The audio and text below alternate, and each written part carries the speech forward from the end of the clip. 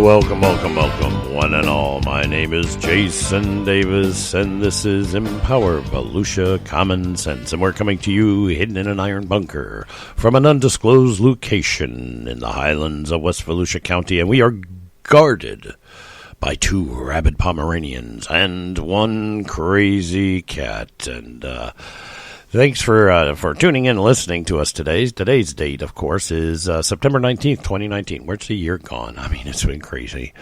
Yeah, a lot of stuff has happened politically speaking and around our county and around the country. I mean, it's ridiculous how, just weird. But I've gotten some podcasts out on it, and I have to apologize. I haven't really been doing a lot of podcasts lately. But I've been working on the IT side of the house, and we're creating a website, jasondavispodcast.com. And you probably are listening to us on that. If not, that's where you can go to see all the fun stuff we've been doing. And I'm working on getting all the past episodes up, and we're doing some writings, and we're getting things to rock and roll. And I'm working with some local businesses to possibly get some things out there for you to purchase if you'd like to buy things. And we're working out some deals, but we're working on that. And it just takes some time. So I had to get down here today to the old Iron Bunker office and what do we call this place? Anyways, the studio here. And so that's where I'm at. And that's what we're doing. And we'll get everything up and running hopefully very soon. And please bear with us and pardon our mess, as we say on the internet. But anyways, you know what time it is? It is time to tell you, a little bit of truth. You can't handle the truth! Well, we're having a little bit of a problem with some systems here today, apparently. But anyways, yes, we're here to tell you the truth about what's going on. So here we go again. Enter the political ramblings of Mark Barker from Barker's View. Yes, and he posted September 18th, 2019, speaking to those of you with an open mind about the ills of politics. So once again, I tell Mark Barker, great job, well done. And I read about the ills and the issues going on over there of Ormond by the Sea, which is a little community north of Ormond Beach, Florida. It is unincorporated, and it was established to fight City Hall, if you will, to basically become a self-governing group to fight those who would destroy their way of life. Great idea for a comic book. But, yes, there's always a but. To accomplish the end goals of self-governance, you have to create a governing body to be the self. Right. Or else the big boys of the county and the cities will just walk all over you, and they do. Around here in Volusia County, if you're not part of the city, and even if you are, the county and the cities, they just walk all over you. Yes. And when I say the big boys, I mean the city and the county managers. For you see, they are the ones that run the show. People don't understand this. I will explain. They make the real decisions and push their agendas on the little people, also known as the citizens of the county, under the guise of smart growth or economic structure. So we're going to pertain most of this conversation to Ormond by the Sea. A little history of them, and they are Ormond by the Sea. Its association was formed by a group of concerned citizens to fight the community's right to self-determination and freedom from what they perceive as a governmental interference in their lives and property. Exactly. They are a group of people that said, you're a city, you stay up there, you leave us alone, and we'll be fine. We want to be county residents. They are actually located on the Barrier Island in Volusia County, north of Ormond Beach. I mean, they share the same the city limits lines. So this sounded like a great idea at first. And yes, and as a young lad, I spent many a summer's end in the sleepy little town. Yes, I did. Frolicking on the beach and enjoying the last hurrah of summer. Yay, always great up there in Ormond by the Sea. Good times, yes. Free of all the BS of my future life. Living for the minute and just enjoying time with the family. But like all good things, though, it had to end, and it would seem also with the citizens of Ormond by the Sea. As most of you may know, I was the Volusia County Chair, the first and apparently only conservative chair to ever sit in the council. Just saying, because I watched their votes, and I being made on that council, so I watched them. And since I left, there hasn't been a conservative decision made. You know, when I was elected, I thought I had an idea of what was going on and how county government worked. Man, oh man, was I ever wrong. And guess what? So are a lot of you. It took me a very short period of time to realize that even though I was the head of the county government, I had very little authority. I could not make any decisions, not without the manager's approval. You know, this is in respect to the day-to-day operations. You know, going to lunch even had to be pretty much approved by the county manager. If you want a cup of coffee, you know, who makes the coffee? I mean, everything is run by the county manager and the city managers. Surely you can't be serious. I am serious. And don't call me Shirley. Absolutely serious. You know, I didn't make my schedule. It was made by staff members under the direction of the manager. That's right. I did not assemble the special council meetings or make the meeting agenda. That was done by the county manager. I could not even hire or fire anyone, even if I caught them with their hands in the cookie jar. As a matter of fact, I had no decision as to where my office was or even who was my administrative assistant. That's right. All of those decisions were made by the county manager. Are you seeing the trend here? The same is said for the cities in Volusia County. The city managers say what is on the agendas. They say how the budget is spent. They say what issues will be addressed. They do.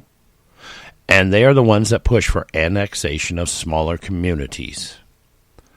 This is not the elected officials. It has been said many times before, money talks and BS walks, and I am afraid it is all about the money. Just a question here, though. How much revenue will Ormond Beach acquire if they do annex Ormond by the Sea? If you get that number, you will more than likely understand the reason for the push for annexation. Now, the reason it will go through the city council. See, they have a vote on this. And believe me, there isn't a single manager of any governmental organization of Volusia County that doesn't know how all of their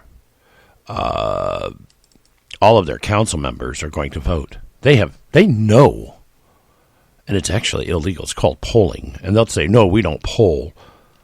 Folks, they do. Be afraid. Be very afraid. That's right. That's what you need to be afraid of, is the city and the county managers. So, let's see. Here we are. I was reading this, actually. And I wrote this stuff here, too. So I wanted to make sure that I stayed online. So, just a question is how much revenue will be acquired by Ormond Beach if the annex goes by the sea, or Ormond by the Sea is annexed, okay? If you get that number, you will more than likely understand the reason for the push for annexation. I am sure it is in the millions of dollars. Look it up. It's going to take you some time, but you can look it up. Now, the reason we'll go through the county council, well, as I have stated, the managers are the ones with the power. They are. And no one will say that more often than I, especially when it comes to things like re-elections. Yes, and here's where the power is. For you see, all the managers have contacts in their communities and beyond. And if you need to have those all-important donations from the big money donors of the 5 families, you had better stay on script. That's right. You had better toe the line, or guess what? Guess what you don't get?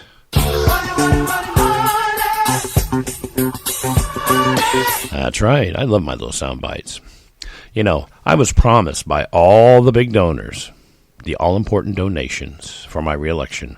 But I do believe, and I'm looking back at it now, it's been a couple of years, but I know that because I voted against Jim Deneen's budget my last year in office, I was a flat-out no against the whole thing because they wouldn't reduce the millage. All of a sudden, you know what? Come November, the money dried up. I also lost a lot of support from the local political executive committees. Yes, I did, especially after a meeting with their executive committee chairman and the county manager. Funny, that happened, and very coincidental. But, folks, there is no coincidence in politics. By the way, there are only executed plans. And remember that if you ever want to enter into the den of thieves and wolves. Just remember that. So the end result is very simply this. If you either accept the annexation because they are going to keep coming after you, you either have to accept the annexation, because they're going to keep coming after you. I had to reread that a little bit. They will condemn your wells, so you will need city water. And they will charge the living daylights out of you for it, and the hookup fee, of course. They will condemn your septic tanks, even if you have the highest scientific labs in the country proclaim your septic tank is better than a new one. And you know what? I've seen this happen to a friend of mine in New Jersey. The response is their tests resulted in a failed system, and yours is condemned.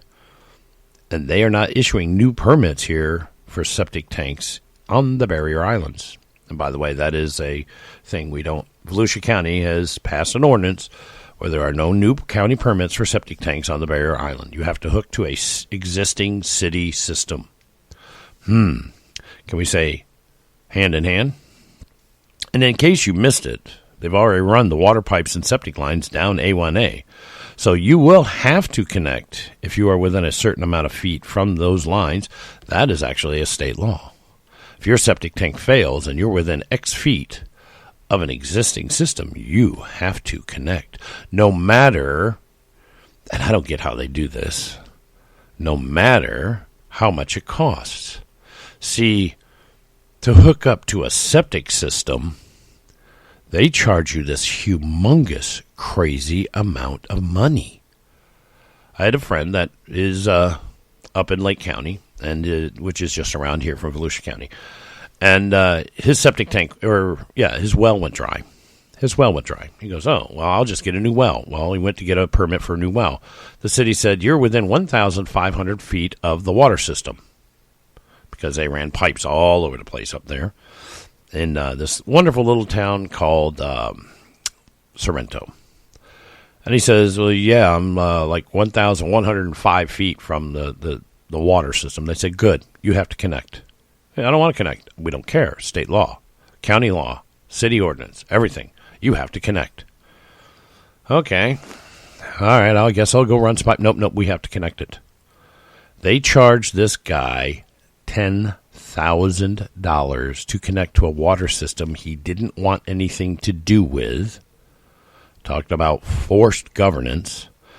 And his water bill is constantly in the $200 a month range because they think it's liquid gold flowing out of the faucets. The guy is like, holy cow. Well, his well came back around, and he was getting ready to rehook to it, and they came out, and they said, no, that well's condemned, because they noticed he wasn't spending enough money on the water. So they came out to make sure the pipes were fine and everything was good, and they noticed he was hooked back up to his well, and they came out and they said, no, you're condemned. And they condemned his well, and they sent somebody out there, and they removed his well from the ground. They took the motor off, they dug down, they cut the pipes off, they welded over it, glued it shut, whatever they did. There you go. That's how government gets you. So, you have septic lines and water lines now up A1A, which is the road that goes up the barrier island. Just in case you missed it.